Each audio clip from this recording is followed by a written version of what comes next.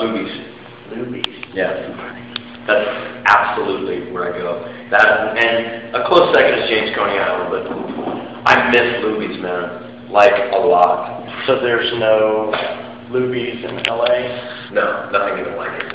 You know, I drive quite a bit. You know, sometimes I'll take the 10 and I'll drive from LA, and I know that the last Lubies is in Las Cruces, New Mexico on the 10. You can't foresee like a cult status of film. You can't orchestrate that. There's no recipe for it.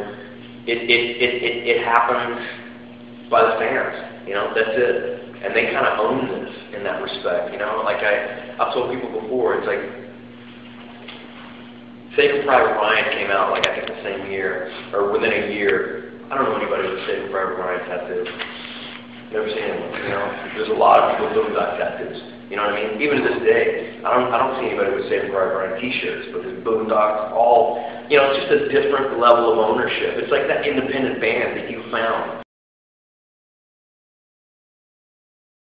With the Brazilian Jiu-Jitsu that you had the black belt in, do you have to do any type of training for the movies besides that incorporate into it? No, but it's funny that you mention that because most, I was in an academy in LA too, so a lot of stunt guys are my students, you know. And I've seen them on a couple sets.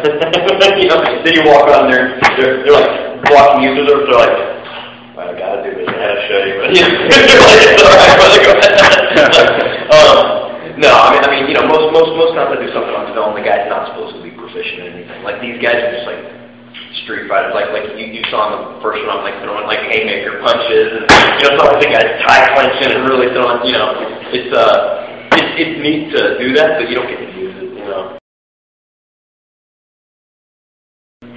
I think it's a little bit more on the humor side,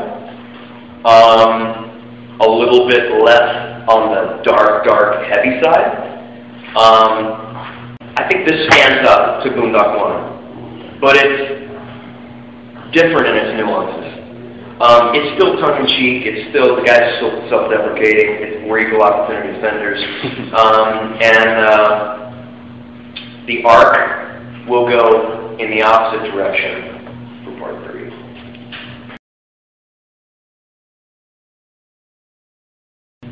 As far as having fun on the set, nothing better. I mean, the best time I've ever had on a movie set is Boondock 2. The second place is Boondock 1. Third place is way down the list. But artistically, you know, for really getting into a character, it's the character work. It's stuff like Powder. It's stuff like I just did an episode of Criminal Minds where I play this guy that lost his melon. You know, it's just, I like stuff like that.